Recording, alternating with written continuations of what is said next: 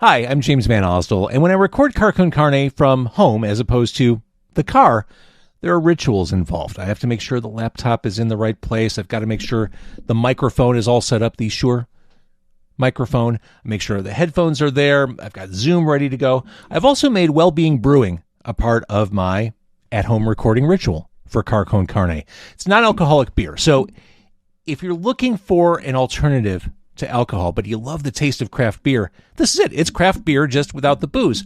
Or maybe, you still like drinking, but you don't want to be stupid about it. Maybe you want to stagger your evening instead of staggering at the end of the night.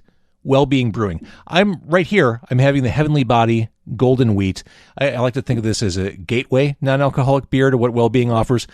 Lots of different beers that appeal to a lot of different craft tastes. Go to wellbeingbrewing.com and take a chance on a 4-pack. Take 10% off your order using my promo code JVO, wellbeingbrewing.com, and let me know what you think.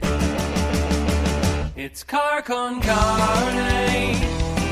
Let's eat in the car. It's Car Con Carne. And now here's the star of our show, James Van Osdell.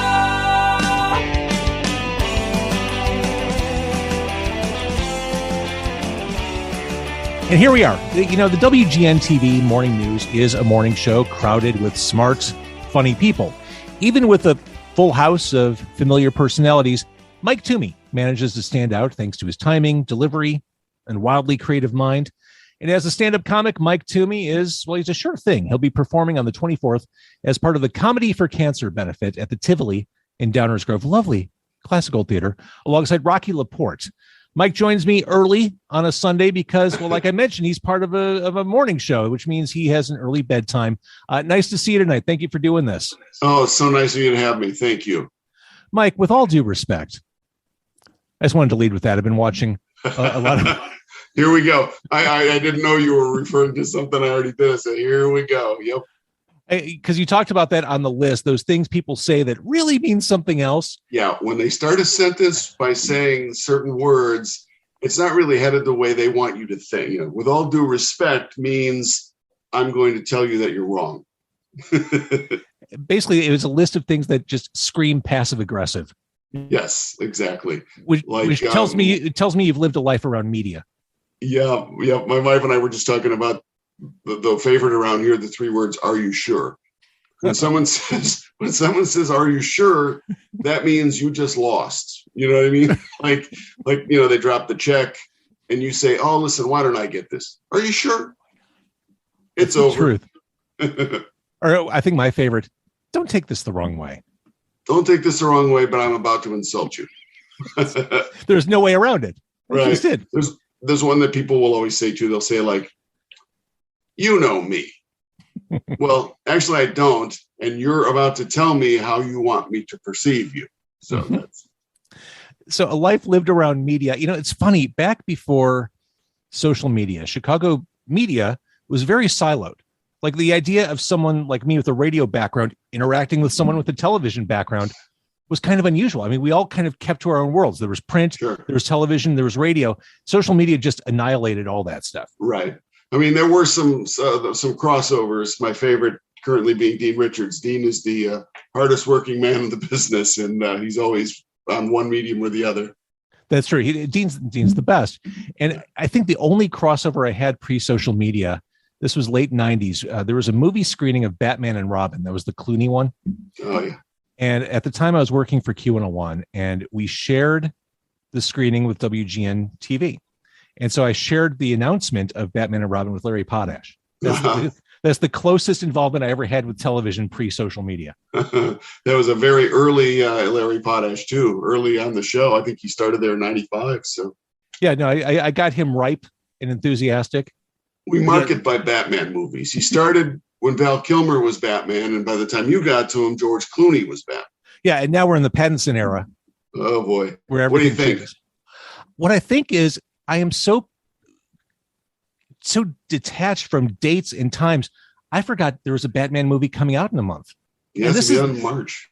This is something I should normally be super excited about, but I'm so removed from the flow of time and reality that I just haven't been paying close enough attention. Right. Everything's changed. but it looks awesome. It does. My thing in every movie, and I'm always going to be this way because I'm kind of a big Batman fan. The test to me is, does that guy look like Bruce Wayne? You know, which I thought Clooney did. I thought George Clooney did. Absolutely, more than any of them. You know, aside from the fact that it was the worst Batman movie ever made by far. But when they heard that he had been cast, I'm like, they got it. They got the guy to be Bruce Wayne. Since we're on the topic of Chicago media, who's your favorite Ponce? I got to go Dan all the way. I kind of figured. You got to be Phil's loyal. all right. Phil's all right. But give me Dan any day of the week. Quick reset. Comedy for Cancer at the Tivoli in Downers Grove. I mentioned this is a classic theater. I mean, you're obviously a cinephile, mentioning your love for Batman movies. Being able to perform at a place like the Tivoli is pretty cool.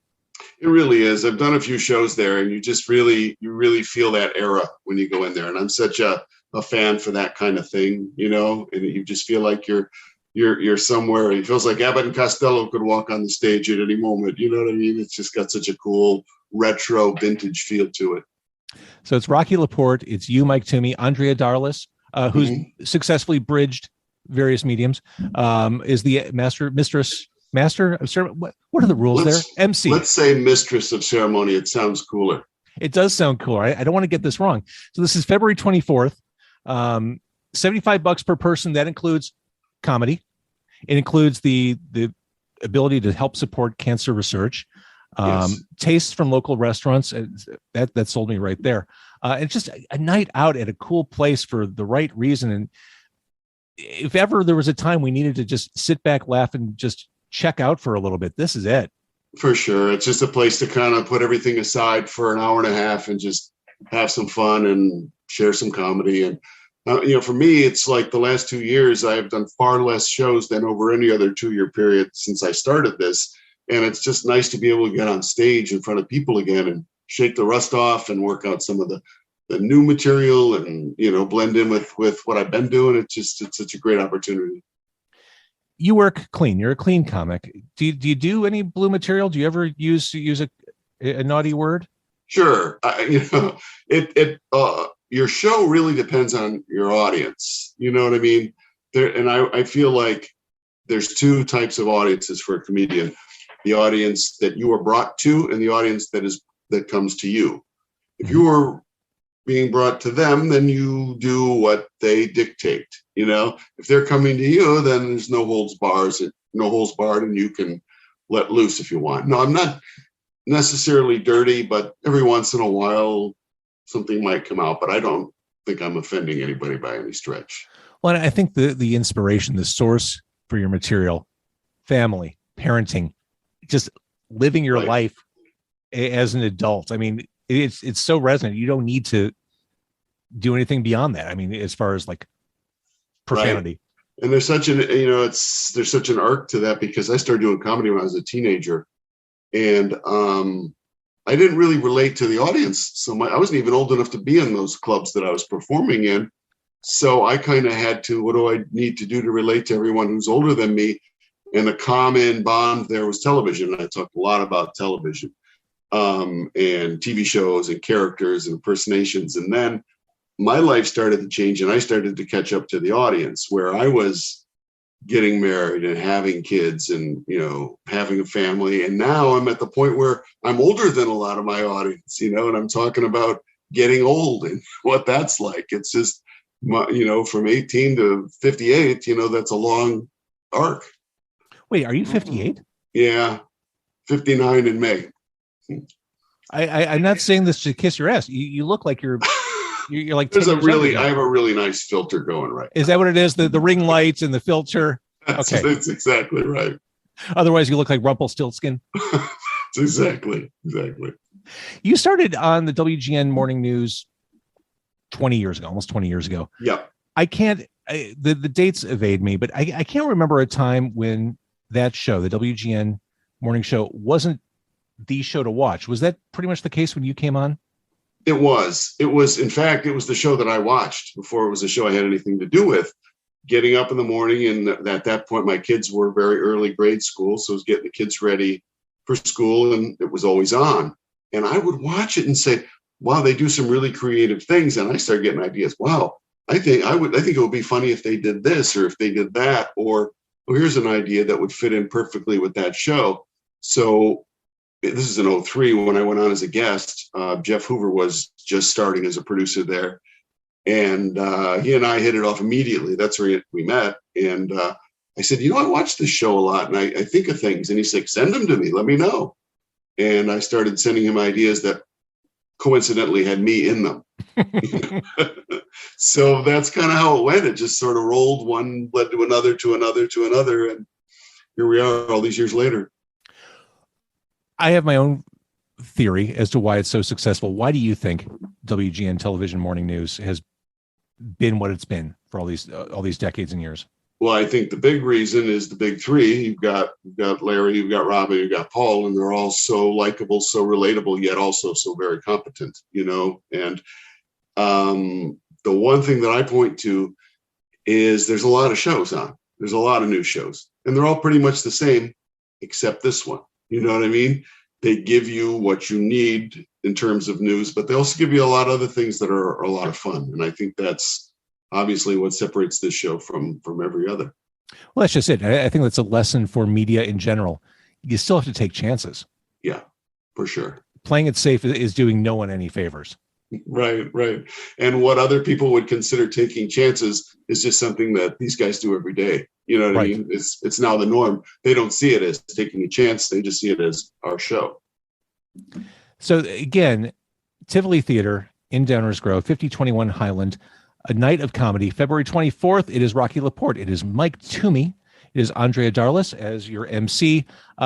Proceeds benefit cancer research. I mean, really, as causes go, nothing to argue with. No, there. That's a good one. I wanted to ask you about trends in comedy as they exist right now. There's that kind of TED Talk trend where there's a certain type of comic who basically the response isn't laughter. It's affirmative cheering and fist pumping and clapping. It becomes almost rally-like. It seems like a weird new direction the comedy's gone in over the past couple of years, where the goal isn't laughter, it's agreement with the comic.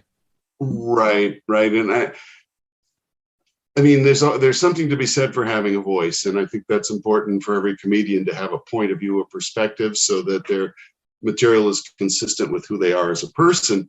But when you get right down to it, you also have to have material that I think is well written and that's funny and that no one else can do. And that's how you can keep working. When I first started watching comedians, my thought was always, how does this guy think of that stuff? You know what I mean? How does he come up with it? And, I always wanted to do it. And to this day, those are my favorites. The people who have the best writing, the people who you can sit down and read their material on a piece of paper and laugh, then you say, to me, that's my favorite kind. Others who are more physical, more based on expression and movement and stuff, you might read it and go, okay, what am I missing? All right, Mike Toomey, very funny man. We love you on the WGN Morning News. We love you on stage. We can, again, see you at the Tivoli on the 24th. It is Comedy for Cancer. Help support the fight against cancer, the push for more research. Rocky LaPorte, Mike Toomey, Andrea Darlis, thank you so much for doing this. Oh, my pleasure. I appreciate you having me.